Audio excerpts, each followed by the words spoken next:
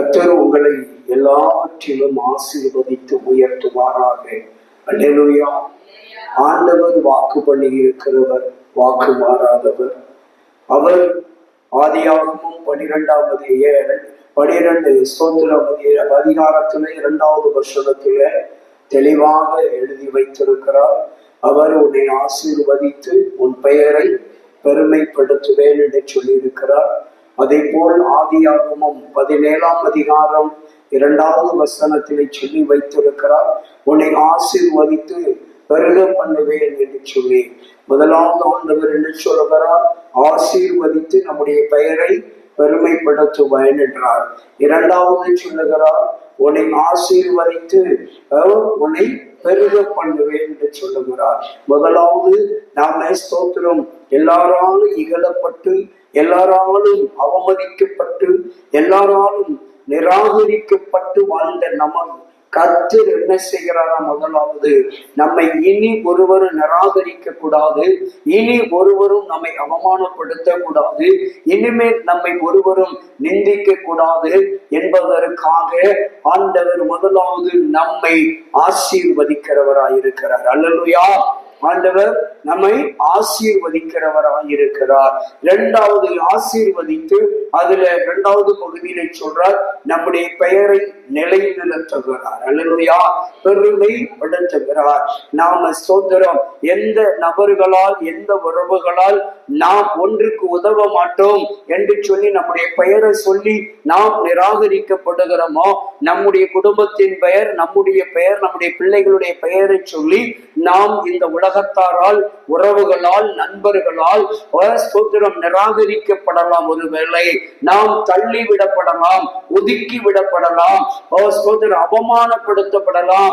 இன்று ஒன்றுக்கு உதவாத குடும்பம், ஒன்றுக்கு உதவாதவன் என்று சொல்லி நம்முடைய பெயரை சொல்லி நிந்திக்கலாம். ஆனால் கர்த்தர் சொல்லுகிறார், இப்படிப்பட்ட சூழ்நிலையில் இருக்கிற உன்னை ஆண்டவர் ஆசீர்வதிப்பேன் என்று சொல்லுகிறார். இரண்டாவது, உன்னை ஆசீர்வதிக்கிறது மாத்திரமல்ல, உன்னுடைய பெயரை அந்த இடத்திலே நான் என்ன செய்வேன்?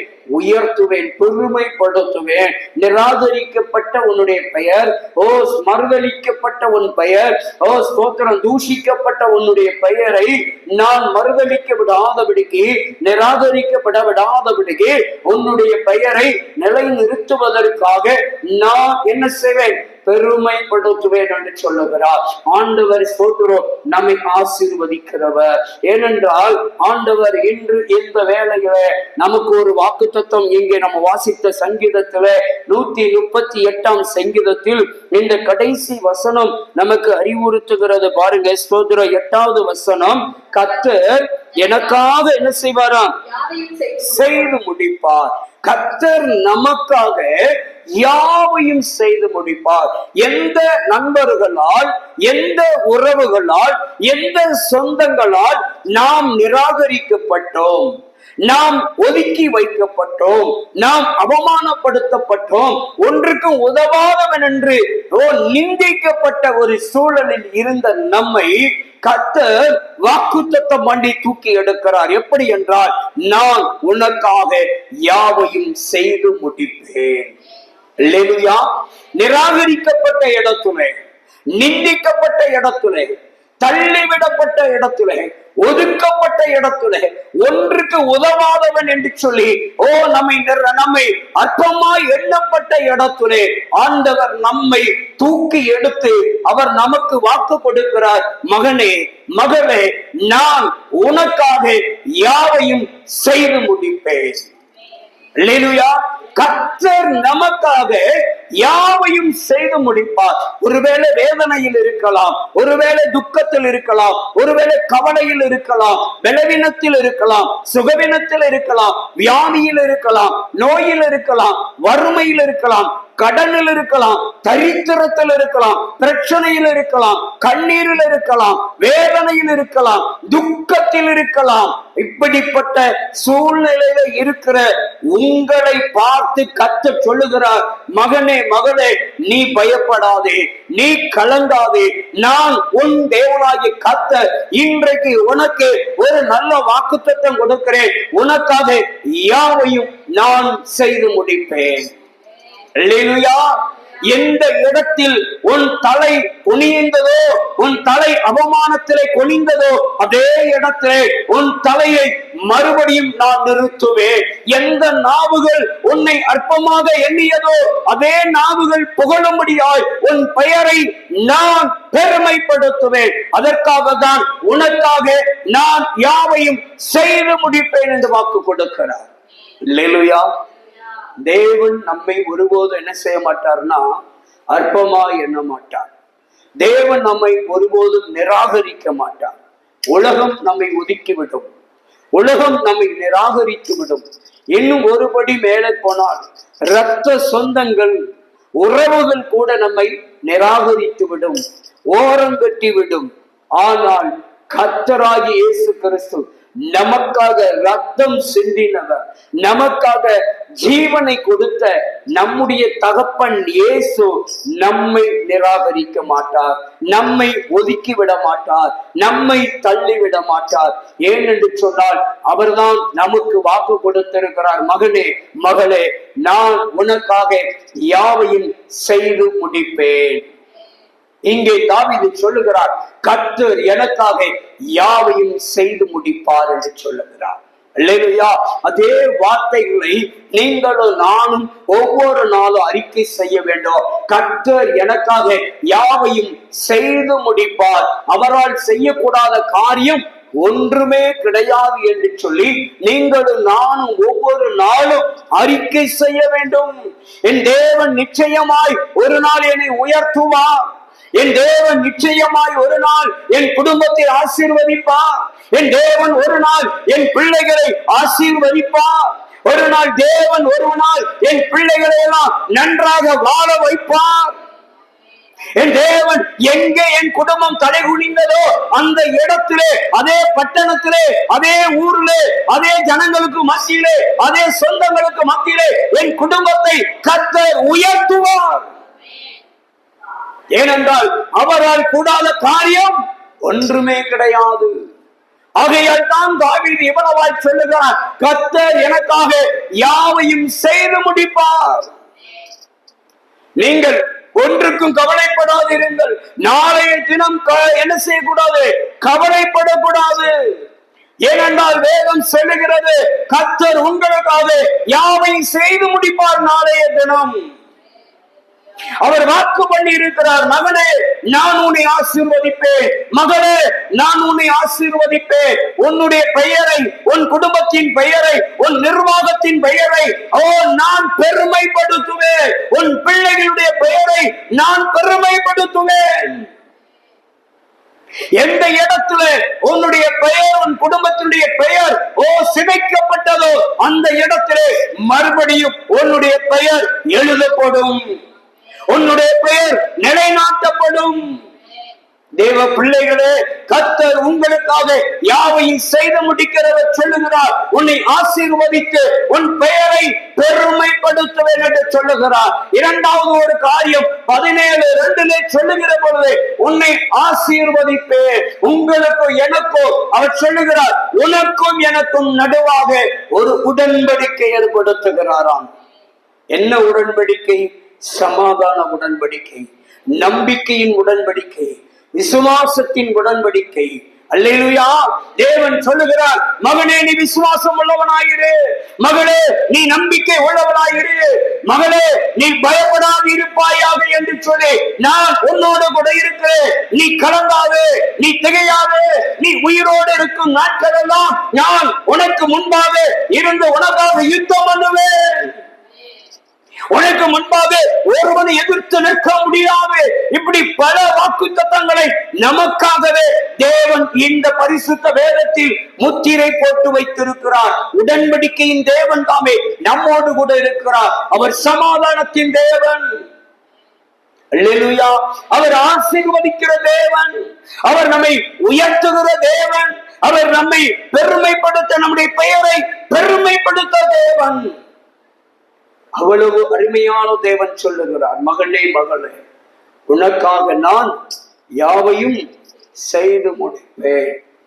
இஸ்ரவேல் ஜனங்கள் கலங்கிக் கொண்டு வனாந்தரத்தில் பயணித்தார்கள். 40 ஆண்டு காலமும் தேவன் அவர்களுக்காக எல்லாவற்றையும் செய்து முடித்தார். அல்லேலூயா. போகும் பாதையில் எல்லாம் உணவு கொடுத்தார், உடைகள், அவர்களுக்கு பாதுகாப்பு. மழை காலத்திலே, வெயில் காலத்திலே, குளிர் காலத்திலே, காற்று காலத்திலே 40 ஆண்டு காலமும் அவர்களுக்காக யாவையும் கர்த்தர் அந்தந்த காலகட்டத்துக்கு வேண்டியவைகளை செய்து முடித்து கொடுத்தார். அல்லேலூயா. அதே தெய்வம் தான் இன்றைக்கு நமக்கு சொல்லுகிறார். எத்தனை காலங்கள், எத்தனை சூழ்நிலைகள் மாறினாலும் மகனே, மகளே, நானும் உனக்காக யாவையும் செய்து முடிப்பேன். எதிர்காலத்திலே, நாளைய தினம் எதிர்காலத்துக்கு உண்டானவைகள் என்ன என்ன உனக்கு தேவைப்படுகிறதோ, உன் குடும்பத்தில் எவைகளெல்லாம் தேவைப்படுகிறதோ, எவைகளெல்லாம் விடுவிக்கப்பட வேண்டுமோ, எவைகளெல்லாம் தப்புவிக்கப்பட வேண்டுமோ, யாரெல்லாம் காப்பாற்றப்பட வேண்டுமோ, அவைகளெல்லாம் வரும் காலத்திலே நான் செய்து முடிப்பேன் என்று ஆண்டவர் வாக்கு கொடுக்கிறார். மகனே, உனக்காக யாவையும் கர்த்தர் செய்து முடிப்பார்.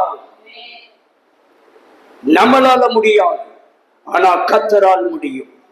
அல்லேலூயா. தேவனால் எல்லாம் கூடும். மனிதனால் கூடாதவைகள் தேவனால் கூடும். ஒவ்வொரு நாளும் பரிசுத்த வேதத்தில் உங்களுக்காக எனக்காக எழுதி வைக்கப்பட்டிருக்கிற அந்த ஸ்தோத்திர வாக்குத்தத்தங்களை எல்லாம் நாம் ஒவ்வொரு நாளும் சொல்லி சொல்லி அறிக்கை செய்ய வேண்டும். நம்முடைய வாயாலே வாக்குத்தத்தங்களை அறிக்கை செய்து கொண்டே இருப்போம் என்று சொன்னால் அந்த வாக்குத்தத்தமானது நம்முடைய வாழ்க்கையில் அப்படியே பிரதிபலிக்கும். நம்முடைய வாழ்க்கையில ஒவ்வொரு நாள் அறிக்கை செய்ய வேண்டும். கர்த்தர் எனக்காக யாவையும் செய்து முடிப்பார். கர்த்தர் என்னோடு கூட இருக்கிறார். நான் எதற்கும் பயப்படேன், நான் எதற்கும் அஞ்சிடேன், நான் எதற்கும் கலங்கிடேன். அல்லேலூயா. கர்த்தருடைய நாமத்தினால் நான் ஒரு மதிலை தாண்டுவேன். அல்லேலூயா. எவ்வளவு பெரிய பாளையமாய் இருந்தாலும் சரி, அந்த பாளையத்துக்குள்ள இறங்கி நம்மால் சாதிக்க முடியும் என்று சொன்னால், கர்த்தர் நம்மோடு கூட இருப்பார் என்று சொன்னால் சாதிக்கலாம். இல்லையா? அதனாலதான் நம்ம சொல்லணும், ஆண்டவரே, நீர் எனக்காக, என்னுடைய கணவருக்காக, என்னுடைய பிள்ளைகளுக்காக, என்னுடைய குடும்பத்திற்காக, என்னுடைய பெற்றோருக்காக, என்னுடைய ஊழியத்திற்காக நீர் சகலத்தையும் செய்ய வல்லவர். யோபு 42:2 சொல்லுகிறார், அவர் சகலத்தையும் செய்ய வல்லவர். அவர் நம்முடைய வாழ்க்கையில ஒன்று செய்ய நினைத்து விட்டால் அது என்ன செய்ய முடியாது, தடைபடாது, யாராலும் தடுக்க முடியாது. தேவன் உங்களுக்கு ஒரு சுகத்தை, தேவன் உங்களுக்கு ஒரு விடுதலையை, தேவன் உங்களுக்கு ஒரு ஆசீர்வாதத்தை, தேவன் உங்களுக்கு ஒரு நன்மையை கொடுக்க ஆரம்பித்து விட்டால், கொடுக்க தீர்மானித்து விட்டால் அதை எவராலும் தடுக்க முடியாது. அவரை எவராலும் தடுக்க தீர்மானிக்க முடியாது. காரணம், தேவன் உங்களுக்காக யாவையும் செய்து முடிக்கிறவராய் இருக்கிறபடியினால் அதை ஒருவராலும் அவரை எதிர்த்து நிற்கத்தக்க பலன் உள்ளவன் ஒருவனும் கிடையாது, இருக்க முடியவும் முடியாது. அப்படிப்பட்ட தேவன் நம்மோடு கூட இருக்கிறார். அல்லேலூயா. ஒவ்வொரு நாளும் தொடர்ந்து நம்ம என்ன செய்து கொண்டே இருக்க வேண்டும் என்றால், ஜெபித்து கொண்டே இருக்க வேண்டும். அதிகமாக ஜெபிக்க வேண்டும், அதிகமாக வேதம் வாசிக்கணும்.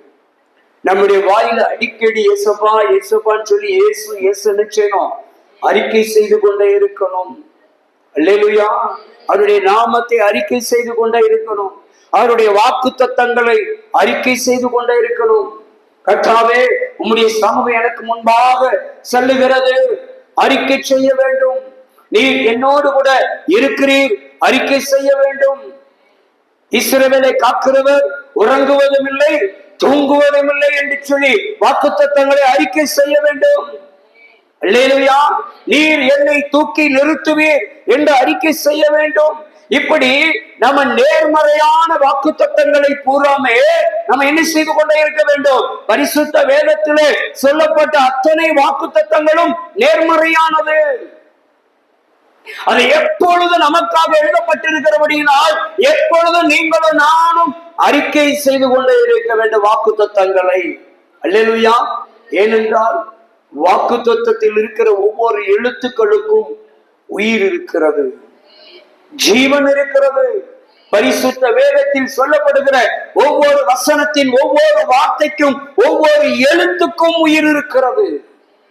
காரணம் என்ன தெரியுமா?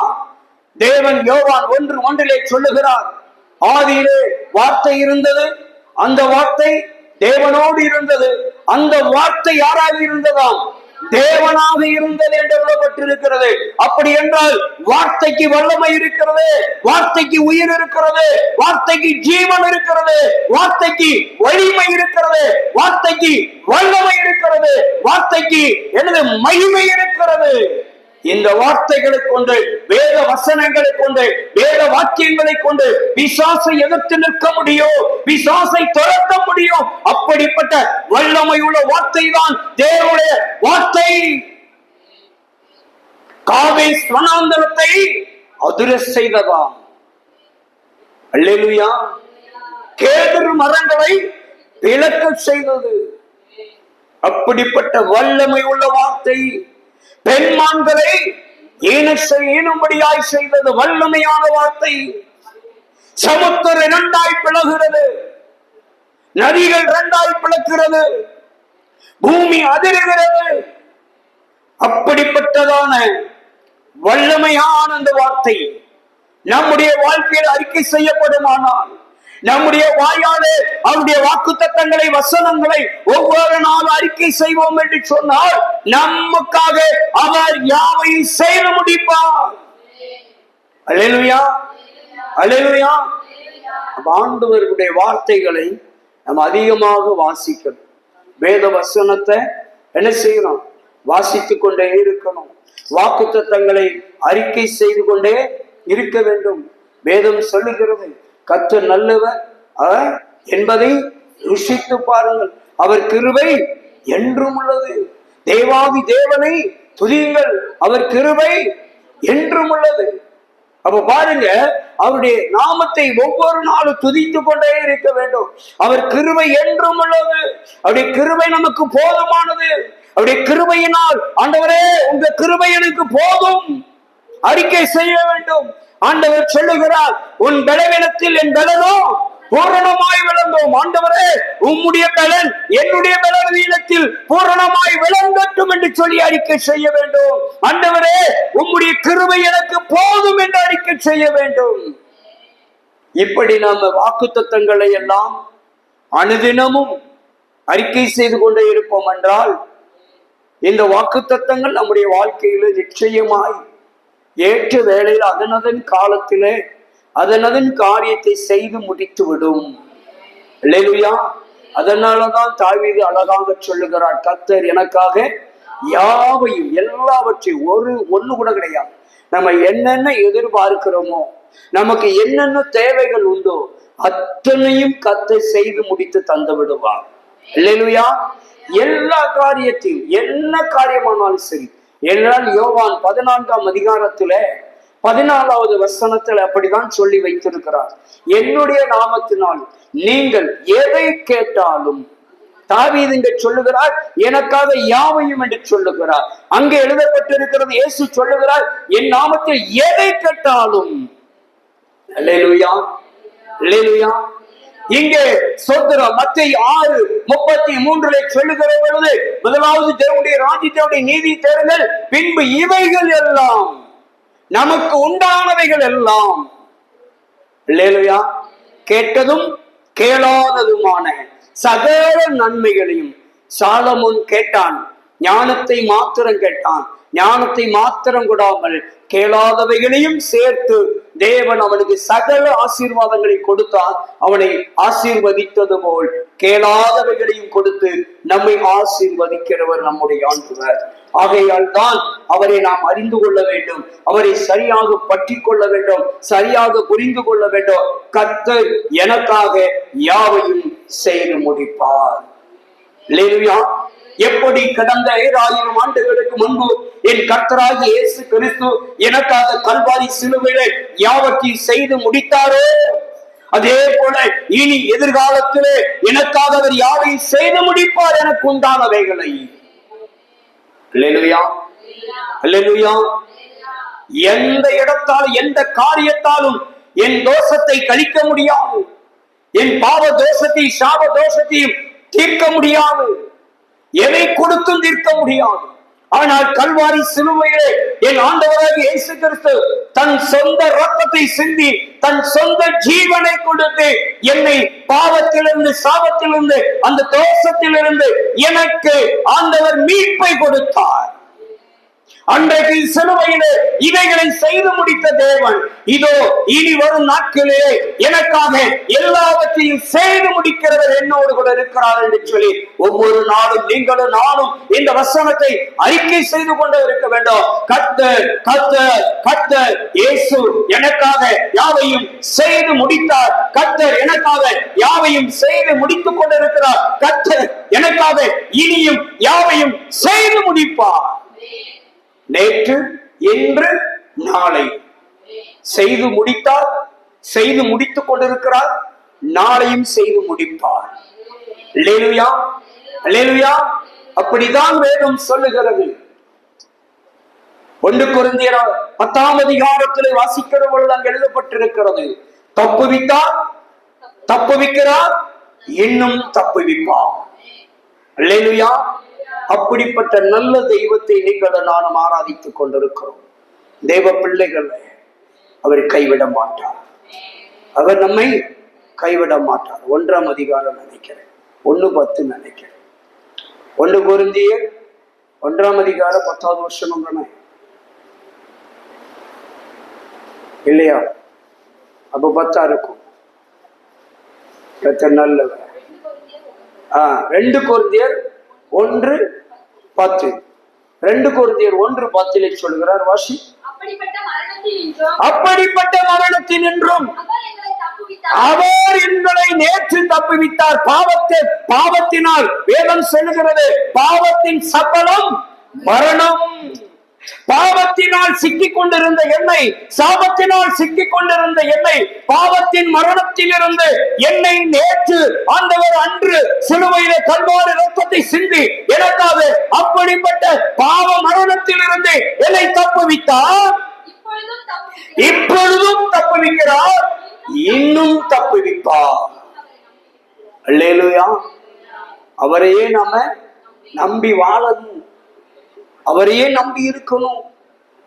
தெய்வ பிள்ளைகளை, நேற்று நம்மளை தப்புவித்தார், இன்றைக்கு தப்புவிக்கிறார், நாளையும் தப்புவிப்பார்.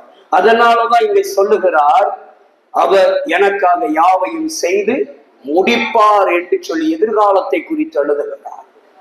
அப்படி என்றால் கடந்த காலத்திலே செய்து முடித்தார், நிகழ்காலத்திலே செய்து முடித்துக் கொண்டிருக்கிறார், நாளைக்கும் செய்து முடிப்பார். அவ்வளவுதான்.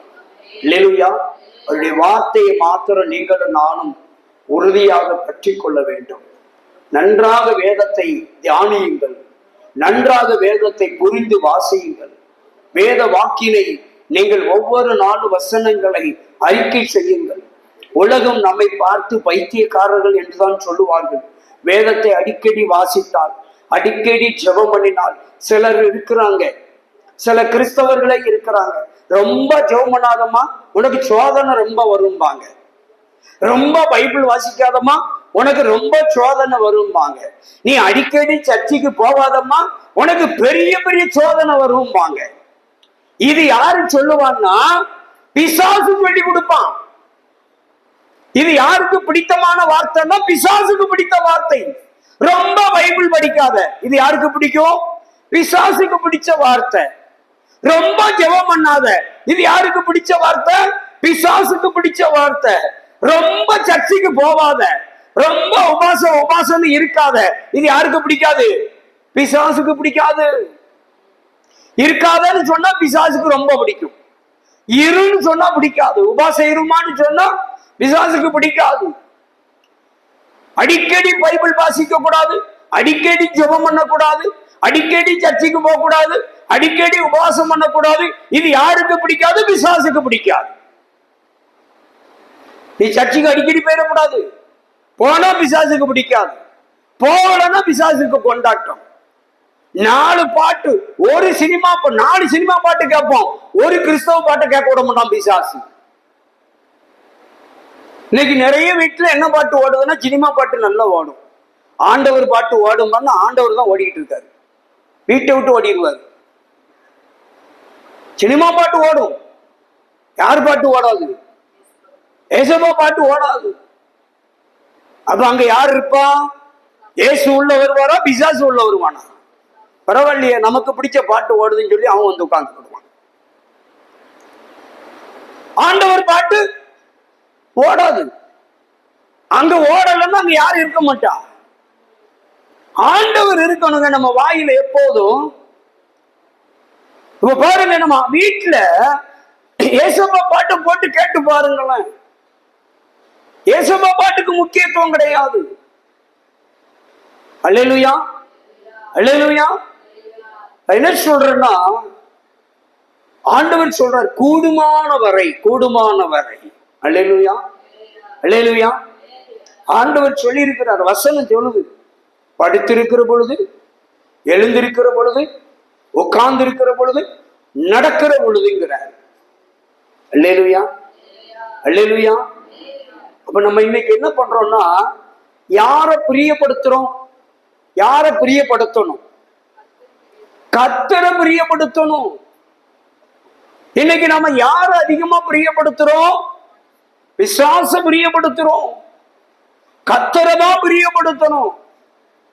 ஆண்டவரை எவ்வளவு பிரியப்படுத்த முடியும் என்பதை நாம் அறிந்திருக்க வேண்டும். இயேசு சொன்னார், நம்மளை பார்த்து ஆண்டவர் சாட்சி கொடுக்கணும். வேதத்துல சாட்சி இருக்கிறது. கொஞ்சம் பலன் இருந்தும், கொஞ்சம் பலன் இருந்தும் என் நாமத்தை நீ மறுதலியாமல் இருக்கிறபடினாலும் வெளிப்படுத்தல் எழுதுகிறார். சபைகளுக்கு எழுதுகிற பொழுது எழுதுகிறார், கொஞ்சம் பலன் இருந்தும் நீ என்னை மறுதலியாமல் என்று சொல்லுகிறார். அல்லேலூயா. அப்போ நம்ம கொஞ்சம் பலன் இருக்கிற பொழுது ஆண்டவர் நாமத்தை உயர்த்தி கொண்டே இருக்க வேண்டும். அல்லேலூயா, அல்லேலூயா. கர்த்தர் நல்லவர். நம்ம எந்த அளவுக்கு ஆண்டவருக்கு முக்கியத்துவம். எல்லாருமே எல்லாத்தையும் பார்த்துட்டு வந்த ஆளுதான். நம்மளும் சினிமா பார்க்காத ஆளு கிடையாது. நாம பார்க்காத சினிமாவா, நம்ம பார்க்காத நாடகமா, எல்லாம் பார்த்தோம், இல்லைன்னு சொல்லல. ஆனால் ஆண்டவர் என்ன சொல்றாரு? மாற்றத்தை நோக்கி பயணி. வேதம் சொல்லுகிறது, மனம் திரும்புங்கள், பரலோக ராஜ்யம் சமீபித்திருக்கிறது. அல்லேலூயா. கர்த்தருக்கு நேராக திரும்பு, கர்த்தருக்கு நேராக திரும்பு, வசனத்துக்கு நேராக திரும்பு, சத்தியத்துக்கு நேராக திரும்பணும் ஆண்டவர் கற்றுக் கொடுக்கிறார். அல்லேலூயா. தேவன் நல்லவர். நம் ஆண்டவர் நமக்காக யாவையும் செய்து முடிக்க வேண்டும் என்று சொன்னால் ஆண்டவரை நாம பிரியப்படுத்தணும். ஆண்டவரை நாம் பிரியப்படுத்த வேண்டும். ஆண்டவரை நாம் மகிமைப்படுத்த வேண்டும். எந்த அளவுக்கு நாம் அறிக்கை செய்து கொண்டே இருக்கிறோமோ, எந்த அளவுக்கு ஆண்டவரை நம்ம உயர்த்தி கொண்டே இருக்கிறோமோ, அந்த அளவுக்கு தேவன் பிரியப்படுவார். நம்முடைய வாழ்க்கையில நமக்காக அவர் யாவையும் செய்து முடிக்க வேண்டும் என்றால் அவரையே நாம பிரியப்படுத்த வேண்டும். அல்லேலூயா, அல்லேலூயா, அல்லேலூயா. கர்த்தர் நல்லவர். கர்த்தரை உயர்த்த உயர்த்த உயர்த்த ஆசீர்வாதம் உண்டு. கர்த்தரை உயர்த்த உயர்த்த ஆண்டவர் நம்மளை தப்புவிப்பார். அல்லேலூயா. ஆபத்து காலத்துல நம்ம கூப்பிடுதல, நம்ம ஜெபத்தை, நம்முடைய விண்ணப்பத்தை, நம்முடைய வேண்டுதலை அவர் உடனே கேட்கணும்னா நம்ம நல்லா இருக்கிற காலத்துல ஆண்டவரை அடிக்கடி நல்லா தேடணும். ஆண்டவரை நல்லா துதிக்கணும். அல்லேலூயா. நல்ல ஜெபம் பண்ணணும், நல்ல வேதம் வாசிக்கணும். அல்லேலூயா. கர்த்தரை பிரியப்படுத்துவதற்கு நம்ம என்ன செய்யணும்? முதலிடம் கொடுக்கணும். எதற்கு செவி கொடுக்கணுமோ அதற்கு தான் எல்லாருக்கும் செவி கொடுக்கணும். சர்ச்சைக்கு போகாதன்னு சொல்றாங்க அப்படின்னா அவங்களுக்கு என்ன கொடுக்க கூடாது? செவி கொடுக்க கூடாது. அவங்க மூலியமா பிசாசு ஏவுறான்னு அர்த்தம். ஜெபம் பண்ணாதேன்னு சொல்லுவான், அது யார் மூலியமா? தெரிஞ்சவங்க மூலியமா தான் சொல்லுவான் பிசாசு. நீ ரொம்ப ஜெபம் பண்ணாதமா, சோதனை ரொம்ப வேதனை, சோதனை ரொம்ப வந்துட்டு ஜெபம் பண்ணாத. அல்லேலூயா. இப்படி ஒரு மாய தோற்றத்தை ஏற்படுத்தி பிசாசு வஞ்சிப்பான். அதனாலதான் இயேசு சொல்லி இருக்கிறார். நீங்க வீட்டுல போய் படிச்சு பாருங்க, மத்தேயு 24 அதிகாரத்துல ரொம்ப தெளிவா இருக்கிறார். ஒருவனும் உங்களை வஞ்சியாதபடிக்கு எச்சரிக்கையாயிருங்கள், விழித்திருங்கள், ஜாக்கிரதையாயிருங்கள் என்று அழகாக எழுதுகிறார். அல்லேலூயா. எந்த நேரத்துல பிசாசு நம்மை வஞ்சிப்பான் என்று நமக்கு தெரியாது. ஆகையால் தான் வசனம் எப்பொழுது நமக்குள்ள இருக்க வேண்டும். கர்த்தர் எனக்காக யாவையை செய்து முடிப்பார் என்று ஒவ்வொரு நிமிஷமும் ஆண்டவர் நாமத்தை அறிக்கை செய்து கொண்டே இருந்தோம் என்றால் பிசாசு நெருங்க முடியாது. நம்ம கிட்ட பிசாசு நம்மளை ஜெயம் எடுக்க முடியாது. இல்லையா? தயவு செய்து நல்ல பைபிள் வாசிங்க, நல்ல ஜெபம் பண்ணுங்க, ஆண்டுடைய காரியம் சபை கூடுகையில கலந்து கொள்ளுங்கள். எந்த கூடுகையை விடாதுங்க. முடிந்த வரைக்கும் கூடுகையில கலந்து கொண்டு தேவனுடைய ஆசீர்வாதத்தை நீங்களும் நானும் பெற வேண்டும். அல்லேலூயா, அல்லேலூயா. கர்த்தர் நமக்காக யாவையும் செய்து முடிப்பார். அவர் வாக்குத்தத்தம் பண்ணினவர், வாக்கு மாறாதவர். அவர் தப்புவிக்க வல்லவராய் இருக்கிறார். அவரே நம்மையும் நம்ம குடும்பத்தையும் பாதுகாப்பார். எல்லா பொருளாதாரத்திலும் கர்த்தர் நம்மை ஆசீர்வதித்து உயர்த்துவார். வியாதியை விலைக்கு போடுவார், வறுமையை நீக்கி போடுவார், தரித்திரத்தை விலைக்கு போடுவார், கடன் எல்லாம் அடைக்க உதவி செய்வார். அல்லேலூயா. ஆண்டவர் வானத்தின் மதகுகளை பொக்கிஷ சாலையை திறந்து உங்களை இடம் கொள்ளாமட்டு ஆசீர்வதித்து கடனெல்லாம் அடைச்சு மீதி எடுக்க வைப்பார். அல்லேலூயா. அவரால் கூடாத காரியம் ஒன்றும் இல்லவே இல்லை. தேவன் நிச்சயமாய் வீடு இல்லாதவர்களுக்கு வீடு வாசல் ஏற்படுத்தி கொடுப்பார். நிலம் இல்லாதவர்களுக்கு நிலங்களை வாங்க வைப்பார். திருமணம் ஆகாத பிள்ளைகளுக்கு திருமணங்களை நடத்தி தருவார். குழந்தை இல்லாத தம்பதிகளுக்கு குழந்தை பாக்கியத்தை கொடுப்பார். கர்ப்பஸ்திரியாய் இருக்கிற பிள்ளைகளுக்கு ஏற்ற வேலையில நல்ல பிரசவத்தை கொடுப்பார். அல்லேலூயா. நல்ல சுகம், சமாதானம், நல்ல தூக்கத்தை கொடுப்பாருங்க. அவர் உங்களுக்காக யாவையும் செய்து முடிக்கிற கர்த்தர். அவரால் கூடாத காரியம் ஒண்ணுமே இல்லை. அவரை மாத்திரம் உறுதியாய் பற்றி கொள்ளுங்கள். அவர் நம்மை கைவிடவே மாட்டார். ஒரு விஷயம், கண்களை மூடுவோம். கிருபை நிறைந்த பரிசுத்தமான பரலோக பிதாவே, இந்த நல்ல வேளையில எங்களோடு பேசினீங்கப்பா. ஆண்டவரே, 138ஆம் சங்கீதத்தில் 8வது வசனத்தில் எங்களோடு தெளிவாக பேசுது. கர்த்தர் எனக்காக யாவையும் செய்து முடிப்பார் என்று தாவீது சொல்லுவது போல் எங்க வாழ்க்கையில நீர் எல்லாவற்றையும் செய்து முடிக்க வல்லவராயிருக்கிறீர். என்னென்ன வேண்டுதல், என்னென்ன விண்ணப்பங்கள், என்னென்ன காரியத்திலே கண்ணீரோடு கவலையோடு வேதனையோடு துக்கப்பட்டு இருக்கிறார்களோ அந்த காரியத்தை எல்லாம் நல்லபடியாக செய்து முடித்து விடுவித்து தப்புவித்து பாதுகாத்து சுகம் கொடுத்து என் தேவன் செய்து முடிக்கப்படுவதற்காக உமக்கு ஸ்தோத்திரம். நேற்று தப்புவித்த கர்த்தர் இன்றைக்கும் தப்புவிக்கிறீர், நாளையும் தப்புவிக்க வல்லவராயிருக்கிறீர். என்ன பிரச்சனையாய் இருந்தாலும், என்ன வழக்குகளாய் இருந்தாலும் எல்லாவற்றிலும் உங்க பிள்ளைகளுக்காக நீர் பரிந்து பேசி நீர் வழக்காடி நீதி செய்வீர். உங்க பிள்ளைகளை தப்புவிப்பீர். உங்க பிள்ளைகளுக்காக எல்லாவற்றையும் செய்து முடித்து நன்மைகளை வாங்கி கொடுப்பீர். ஆண்டவரே, உங்க பிள்ளைகளை ஆசீர்வதிப்பீர்.